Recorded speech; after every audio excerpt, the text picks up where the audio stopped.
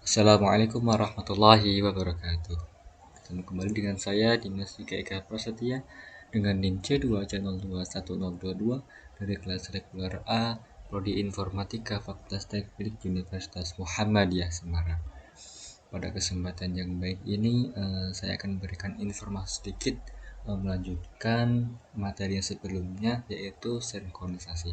Dan pada saat ini pula saya akan menjelaskan bagaimana cara menghindari terjadinya deadlock dan apa itu deadlock dalam pengertian secara umum. Nah, sebelum video ini saya sudah menjelaskan bagaimana cara sinkronisasi itu seperti apa, lalu bagaimana yang akan terjadi bila terjadi sinkronisasi, yaitu tadi rest condition. Dan khusus video ini saya akan memfokuskan tentang materi yang merupakan apa itu yang ada dalam deadlock. Nah, kita lanjutkan materi tentang deadlocknya. Langsung pada ini ya, pada bagian deadlock ya. Deadlock itu seperti apa? Yaitu kondisi di mana jika dua program atau lebih memegang kontrol terhadap sumber daya yang dibutuhkan oleh program lain. Tidak ada yang dapat melanjutkan proses masing-masing sampai program yang lain memberikan sumber dayanya, tetapi tidak ada yang mengalah. Kalau kita analogikan ya, misal dalam sebuah proses itu terjadi bersamaan.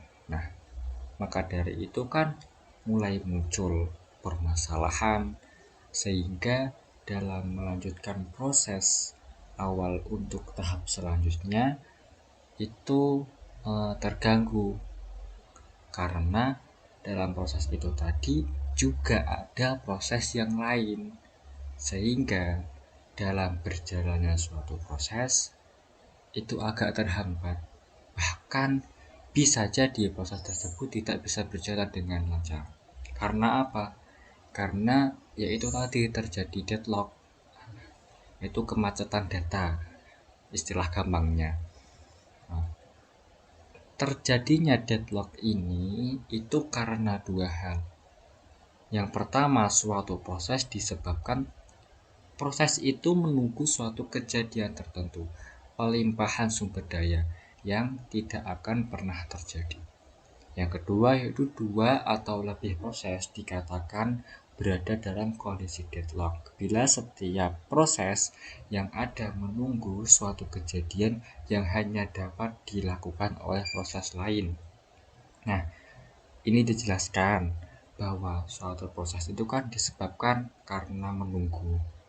Maksudnya menunggu itu gimana? Ya karena tadi ada proses manipulasi data satu dan ada juga proses manipulasi data dua, yang mana antara satu dan kedua itu tadi berjalan bersamaan, berjalan dalam keadaan dan waktu yang sama, sehingga dari asbab itu maka apa yang terjadi? Ya, yang terjadi yaitu adalah deadlocknya. Data-data terjadi, data-data tadi itu nggak bisa berjalan, hanya bisa menunggu, dan kapannya data itu dapat berjalannya itu kita tidak mengetahui karena kemacetan data itu tadi yang disebabkan proses terjadi itu bersamaan. Andaikan tidak bersamaan, misalkan menerapkan sinkronisasi, kan bisa berjalan dengan lancar, gantian antara proses satu, setelah proses satu selesai dilanjutkan dengan proses kedua, kedua selesai dilanjutkan ketiga, begitu pula seterusnya. Nah, inilah gambaran contoh terjadi deadlock, ya kan? Deadlock seperti ini. Nah, misal kita analogikan ya, jangan ini pakai ini ya. Misalkan, nah ini ada data 1, ini data 2, ini data 3, data 4. Ini baru data 4, belum yang lain-lainnya di belakang ini, dan seterusnya. Ya kayak gambarannya seperti ini. Jikalau ada beberapa proses yang berjalan dengan bersamaan, maka yang terjadi dan yang pastinya itu hanya menunggu kapannya dia berjalan, data itu bisa melanjutkan proses yang selanjutnya. Nggak ada kepastian. Karena apa? Kan sudah terjadi deadlock kayak ini.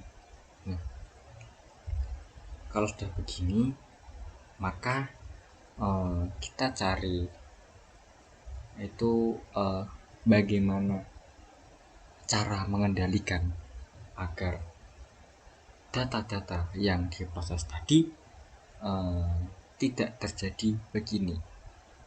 Bagaimana caranya? Ya, agar dapat memulihkan deadlock itu tadi, langkah pemulihan deadlock adalah dengan cara memperoleh sumber daya yang diperlukan oleh proses-proses yang sedang membutuhkannya. Nah, di sini tuh dijelaskan dengan cara sumber daya. Nah, sumber daya itu lagi bagaimana cara mendapatkannya, ya kan? Nah, di sini disebutkan cara mendapatkan sumber daya itu ada dua cara. Yang pertama yaitu fokus pada terminal proses. Nah, kalau nggak gitu, kita bisa menggunakan jalan kedua yaitu pada resource preemption. Nah, sebelumnya kita akan lebih bahas. Kita fokuskan pada terminal proses dan resource preemption. Bagaimana penjelasannya dan cara praktiknya itu seperti apa.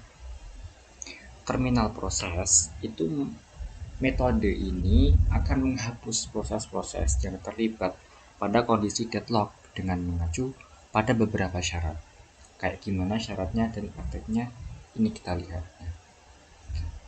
Pada keadaan yang sudah terjadi akibat kemacetan dari beberapa ini, anggap saja bus ya, bus itu kalau difokuskan pada informatika data lah, ini apa data 1, 2, 3, 4. Kalau sudah terjadi keadaan dengan begini, kemacetan sehingga tidak bisa berjalan sebagaimana normalnya, maka dari itu pemulihannya salah satunya ialah menghapus atau mentiadakan satu data. Misalkan satu data ini kita hilangkan, kemungkinan data yang lainnya akan bisa berjalan meskipun dengan tidak secepatnya yang semula. Berjalan pelan-pelan, tetapi data itu prosesnya bisa berjalan meskipun tidak cepat, yaitu dengan cara menghapus satu data ini. Kalau nggak gitu gantian, satu data dihapus, data 2, data 3, data 4 gantian, maka data selanjutnya akan berjalan dengan lancar semaksimal. Itu pemulihan yang pertama dari terminal proses, yaitu menghapus proses data dalam kondisi deadlock. Nah, yang kedua, yang preemption, sebentar sebelumnya, dalam saat menghapus proses itu terlibat pertama itu menghapus semua proses. Artinya semua proses ini dihapus terlebih dahulu agar kondisi dalam sinkronisasi data dapat berjalan dengan konsisten. Itu semua proses. Yang kedua, menghapus satu persatu yang sudah saya jelaskan tadi. Satu data dihapus, kemudian data kedua, data ketiga, begitu seterusnya. Nanti data-data yang sebelumnya ini akan berjalan dengan semaksimal mungkin. Yang kedua, menghapus satu persatu. Dan yang ketiga itu menghapus proses berdasarkan prioritas, waktu eksekusi, dan waktu untuk selesai. Maksudnya gimana? Dalam data itu kan yang ada pada data, kita lebih tahu bagaimana data mana yang kelihatannya penting, yang sangat dibutuhkan, dan waktu eksekusinya berapa lama untuk melakukan proses penyelesaian data itu membutuhkan misalkan berapa jam atau berapa hari atau berapa minggu ya. Kita lebih memilih bagaimana cara prioritas itu kita lakukan terlebih dahulu. Yang tidak sekiranya prioritas dihilangkan karena agar tidak terjadi deadlock pada proses sinkronisasi data. Ini syaratnya sudah saya jelaskan. Dan yang kedua itu resource preemption. Maksudnya kayak apa? Metode ini itu lebih menekankan kepada bagaimana menghambat suatu proses dan sumber daya agar tidak terjebak pada unsafe condition. Ya, ini lebih menekankan untuk penghambatan, ya kan? Kukira sudah cukup penjelasan mengenai deadlock. Apabila ada salah dalam menginformasikan tentang materi deadlock ini, mohon dimaafkan. Kurang lebihnya ya mohon maaf. Wassalamualaikum warahmatullahi wabarakatuh.